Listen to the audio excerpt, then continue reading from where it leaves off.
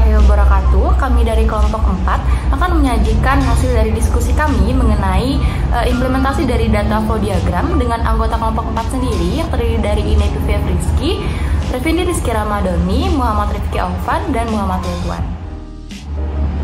Sebelumnya, tentu kita harus mengetahui apa sih DFD itu. Data flow diagram atau biasa disingkat DFD merupakan suatu diagram yang menggunakan notasi-notasi untuk menggambarkan arus dari data sistem yang penggunaannya sangat membantu untuk memahami sistem secara logika, terstruktur, dan jelas. Salah satu manfaat dari DFD ini adalah memungkinkan penganalisis sistem memahami keterkaitan antara subsistem yang satu dengan subsistem lainnya pada sistem yang sedang digambarkan, karena sistem digambarkan secara terstruktur sehingga dapat digunakan untuk mengkomunikasikan sistem kepada pengguna. Untuk implementasi dari DFD ini sendiri, kami melakukannya terhadap sistem informasi peminjaman pada koperasi ABC. Pada sistem informasi untuk peminjaman pada koperasi ini akan digambarkan aliran data yang dimulai dari proses peminjaman, angsuran, hingga pembuatan laporannya. Selanjutnya saya akan menjelaskan mengenai profil usaha yang tim kelompok kami buat. Koperasi Simpan Pinjam ABC merupakan koperasi yang bergerak di bidang simpan pinjam. Koperasi Simpan Pinjam ABC merupakan salah satu penghimpun dan pelaksana ekonomi masyarakat sekitar yang ada di lingkungan petani, pegawai, pengusaha kecil, serta usaha lainnya. Koperasi Simpan Pinjam ABC berperan secara aktif dalam upaya membangun dan mengembangkan potensi dan kemampuan ekonomi masyarakat untuk meningkatkan kesejahteraan ekonomi masyarakat. Koperasi Simpan Pinjam ABC memiliki moto Together We Grow, di mana moto ini sesuai dengan tujuan dari koperasi ini sendiri, yaitu sebagai solusi bagi para pegawai, petani, dan pengusaha dalam mengatasi kesulitan untuk membangun usaha kecil dan menengah dalam mendapatkan pinjaman sebagai modal usaha. Koperasi Simpan Pinjam ABC memiliki visi, yaitu mewujudkan koperasi simpan pinjam ABC yang memiliki profesional dalam bidang usaha simpan pinjam sebagai salah satu pelaku ekonomi kerakyatan. Sedangkan misi dari koperasi simpan pinjam ABC yaitu yang pertama, mewujudkan kelembagaan yang tangguh dan terpercaya. Yang kedua, meningkatkan profesionalitas pengurus, manajer, dan karyawan beserta jajarannya. Yang ketiga, membantu mengembangkan usaha anggota atau masyarakat dalam rangka pemberdayaan usaha mikro dan kecil. Yang keempat, yaitu memberikan hasil yang optimal bagi anggota melalui kegiatan usaha simpan pinjam. Dan yang terakhir, yang kelima, memberikan pelayanan terbaik bagi anggota dan masyarakat. Berikut merupakan struktur organisasi dari Koperasi Simpan Pinjam ABC, di mana kedudukan tertinggi dari Koperasi Simpan Pinjam ABC yaitu RAT atau Rapat Anggota Tahunan. Kemudian di bawahnya ada penasehat, pengurus, dan pengawas. Kemudian di bawahnya ada tim manajemen, yaitu ada bagian simpan pinjam dan jasa listrik. Dan yang terakhir adalah anggota dari koperasi simpan pinjam sendiri. Selanjutnya yaitu terdapat studi kasus mengenai koperasi simpan pinjam ABC, di mana dalam hal ini akan digunakan untuk pembuatan data flow diagram. Protek yang dihasilkan dari koperasi simpan pinjam ABC yaitu berupa pinjaman modal kepada para anggotanya. Koperasi simpan pinjam ABC akan mengelola simpan pinjam bagi para anggotanya.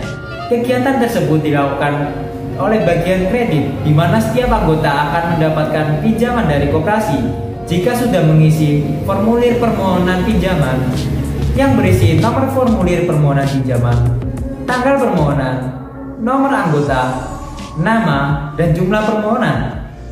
Data dari anggota tersebut kemudian dicatat dan disimpan ke dalam arsip nomor permohonan pinjaman. Data dari arsip tersebut akan dibuatkan bukti peminjaman untuk diberikan kepada anggota yang sudah mengisi formulir permohonan pinjaman yang berisi nomor bukti peminjaman, tanggal bukti peminjaman, nomor anggota, jumlah realisasi, lama angsuran, jumlah angsuran, dan bunga. Anggota diwajibkan membayar angsuran setiap bulannya sesuai dengan kesepakatan saat peminjaman. Kesepakatan itu kemudian dicatat dan direkam dalam arsip angsuran. Berdasarkan arsip angsuran tersebut, sistem akan membuat bukti angsuran kepada anggota yang isinya adalah nomor bukti angsuran, tanggal bukti angsuran, jumlah angsuran, dan bunga. Kepala koperasi akan menerima laporan pinjaman dan laporan angsuran pada setiap bulannya.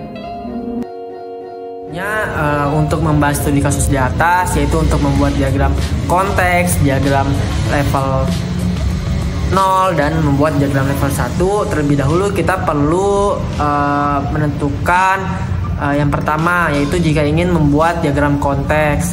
Nah, ketika ingin membuat diagram konteks, kita itu perlu mengetahui entitas luar, sistem yang ingin dikembangkan, setelah itu aliran data yang ada, dan urutan proses bisnis yang terjadi. Setelah diteliti dari studi kasus di atas, maka didapatkan bahwa sistem yang ingin dikembangkan yaitu sistem peminjaman koperasi. Nah, setelah mengetahui sistem apa yang ingin dikembangkan, selanjutnya kita perlu mengetahui entitas luar yang ada pada studi kasus tersebut, di mana pada yang termasuk entitas luar yaitu adalah anggota dan kepala koperasi. Kemudian setelah mengetahui entitas luar, kita perlu mengetahui data atau informasi apa saja yang mengalir pada studi kasus tersebut. Didapatkan bahwa data atau informasi yang mengalir yaitu formulir PP, selanjutnya bukti peminjaman, angsuran, bukti angsuran, laporan peminjaman, laporan angsuran. Nah, setelah itu kita juga perlu mengetahui urutan proses bisnis yang terjadi pada studi kasus di atas, di mana urutan proses bisnis yang terjadi pada studi kasus di atas yaitu adalah proses peminjaman, proses pembayaran angsuran, proses pembuatan laporan. Nah, barulah setelah kita mengetahui hal-hal di atas, baru kita bisa menyusun yang namanya diagram konteks. Nah, setelah kita membuat diagram konteks, maka langkah selanjutnya itu kita membuat diagram level 0. Nah, di mana dalam membuat diagram level 0 ini terlebih dahulu kita perlu mengetahui apa saja yang termasuk entitas luar, proses bisnis yang terjadi, kemudian merinci kegiatan di setiap proses bisnis tersebut. Di mana pada studi kasus di atas didapatkan bahwa yang termasuk entitas luar yaitu anggota dan kepala koperasi. Nah, setelah mengetahui entitas luar, selanjutnya kita harus mengetahui proses bisnis apa saja yang terjadi, di mana pada studi kasus tersebut ada 3 proses yang terjadi. Yang pertama itu merupakan proses peminjaman, yang kedua merupakan proses angsuran, dan ketiga merupakan proses laporan. Nah, selanjutnya setelah mengetahui urutan proses bisnis yang terjadi, barulah kita menentukan aliran data atau informasi yang terjadi pada tiap proses. Di mana pada proses 1 itu yaitu proses peminjaman, jika anggota ingin melakukan peminjaman, maka anggota harus mengisi dan menyerahkan formulir peminjaman kepada proses 1. Nah, setelah menyerahkan formulir pinjaman kepada proses 1, anggota akan mendapatkan arsip peminjaman dan akan disimpan ke data store, yang nantinya arsip peminjaman tersebut akan dijadikan sebagai bukti untuk diberikan kepada anggota. Dan adapun tambahan pada proses 1, di mana pada proses pencatatan bukti peminjaman akan menghasilkan arsip atau data store berupa bukti peminjaman. Selanjutnya pada proses 2.0 yaitu proses angsuran, anggota wajib menyerahkan data angsuran. Kemudian data angsuran tersebut akan disimpan menjadi arsip data angsuran. Dari arsip data store angsuran tersebut, proses 2.0, anggota akan membuatkan bukti angsuran kepada anggota. Setelah itu, data atau bukti angsuran tersebut akan dibuatkan menjadi arsip data store bukti angsuran. Nah, pada proses 3.0, kepala koperasi akan menerima laporan peminjaman dan laporan angsuran pada setiap bulannya, yang mana sumber data atau informasi laporan peminjaman berasal dari arsip store bukti peminjaman, dan laporan angsuran berasal dari arsip store bukti angsuran. Nah, selanjutnya masuk ke dalam diagram level 1, proses 1. Nah, yang harus dilakukan pertama adalah mencatat formulir PP dan membuat bukti peminjaman. Untuk aliran datanya yaitu mencatat formulir PP, kemudian formulir PP ini nanti akan dicatat dan diarsipkan. Nah, diarsip menjadi formulir PP. Nah, setelah diarsipkan maka akan dibuatkan menjadi bukti peminjaman dan arsip bukti peminjaman.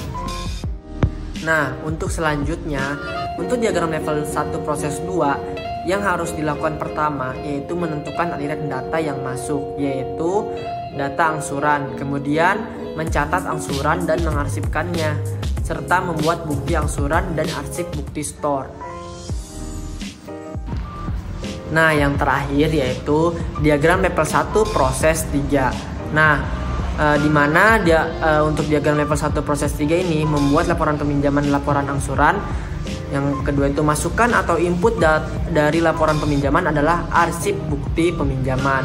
Sedangkan input dari laporan angsuran adalah arsip bukti angsuran. Selanjutnya dari kedua arsip tersebut dibuatkan masing-masing laporan, yaitu laporan peminjaman dan laporan angsuran.